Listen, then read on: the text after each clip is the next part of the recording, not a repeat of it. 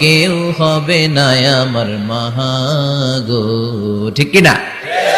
বিষ্ণু বললেন লাউ কাতাতা জিলদাক, গায়ের চামড়াগুলো কেটে কেটে রোদে শুকিয়ে যদি মায়ের পায়ের দুইটা জুতাও বানিয়ে দাও, ছোটবেলা যে দুধ খেয়েছো সেটার এক ঢোক দুধের শোধ আদায় হবে না। এজন্য মা যে কি কষ্ট করে। এখানে বেশিরভাগই আমরা নরমাল প্রসেসে পৃথিবীতে এসেছি, তাই না? সিজারিয়ান বেবি খুব কম, থাকলে এক দুইটা।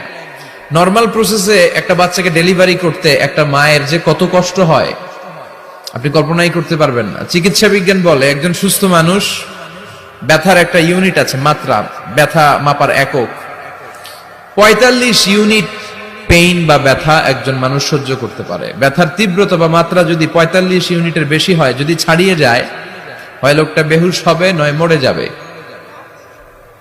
আমার আর আপনার মা যখন আমাদেরকে নরমাল প্রসেসে ডেলিভারি করেছেন, তখন তারা 45 না 57 ইউনিট প্লাস 57 থেকে 60 ইউনিটের পেইনও তারা ছাড়িয়ে গেছে। 57 ইউনিটেরও বেশি ব্যথা তারা সহ্য করেছে, যেটা কোনো অ্যাক্সিডেন্টে আপনার দেহের 206টা হাড্ডি আছে, তো 20টা হাড্ডি একসাথে কোনো অ্যাক্সিডেন্টে ভেঙে গেলে যত ব্যথা তার চেয়েও বেশি ব্যথা। এজন্য মায়ের মনে কষ্ট দেয়া যাবে, মায়ের মনে কষ্ট দিয়ে জীবনে কেউ সফল হতে পারে নাই। সাইয়েদনা মূসা আলাইহিস সালাম আল্লাহর একবার জিজ্ঞেস করলেন, আল্লাহ মাইয়াকুনু জালিসি ইয়াউমাল কিয়ামা, আল্লাহ আমার সাথে কিয়ামতের দিন জান্নাতে সাথী কে হবে?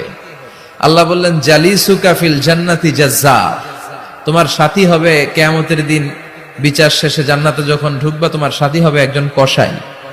কসাই চিনেন? কি করে? গোশত কাটে। সাইয়েদনা মূসা আলাইহিস সালাম অবাক হলেন, ঘটনা কি? কসাই, আমি হইলাম নবী আর আমার সাথে জান্নাতে থাকবে? হাউ কাম ইটস পসিবল, এটা কিভাবে সম্ভব? আল্লাহ বললেন, নিজেই দেখে আসো এটা কেমন কসাই। সাইয়েদনা মূসা আলাইহিস সালাম ছদ্মবেশে কসাইয়ের দোকানে দাঁড়িয়ে রইলেন। দেখলেন স্পেশাল বিশেষ কোনো আমল নাই, কসাই শুধু গোশত কাটে, গোশত বিক্রি করে। দিন শেষে দোকান বন্ধ করে প্যাকেটের ভেতরে গোশত নিয়ে বাড়িতে রওনা হয়েছে। বাড়ির ভেতরে ঢুকে যাওয়ার পর সাইয়েদনা মূসা আলাইহিস সালাম ঘরের দরজার কড়া নাড়লেন। কসাই বলে, মান আনতা, তুমি কে? মূসা আলাইহিস সালাম বললেন, আনা মুসাফির, আমি মুসাফির, থাকার জায়গা নেই, আপনি যদি থাকার জায়গা দেন আপনার বাড়িতে থাকবো। কসাই বলে, আসেন। সাইয়েদনা মূসা আলাইহিস সালাম ঢুকলেন। কসাই বলে, এই ঘরে একটু থাকেন, ওই ঘরে আমার একটু কাজ আছে। মূসা আলাইহিস সালাম বললেন, যান, কাজ সেরে আসেন। মূসা আলাইহিস সালাম খেয়াল করলেন ওই ঘরে মাচার উপর থেকে বয়োবৃদ্ধ এক নারীকে তিনি নামিয়ে গোসল করালেন, টাওয়াল দিয়ে গা মুছিয়ে দিলেন, নতুন জামা পরিয়ে দিলেন। এরপর দোকান থেকে আনা সুন্দর গোশতের টুকরাটারে নিজ হাতে কেটে রান্না করলেন।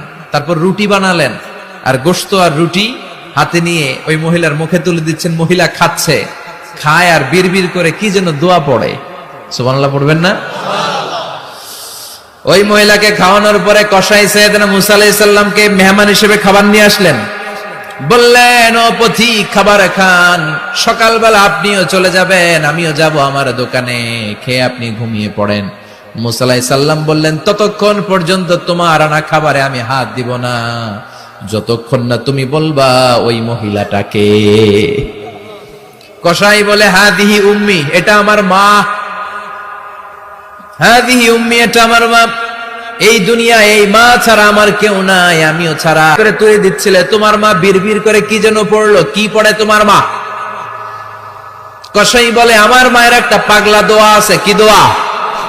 আমি জানি কশিন কালো এই দোয়া কবুল হবে না। আবেগের বশবর্তী হয়ে প্রতিদিন আমার মা আমার খেদমতে আমার উপর এত সন্তুষ্ট হয়ে যায়, এত খুশি হয়ে যায়।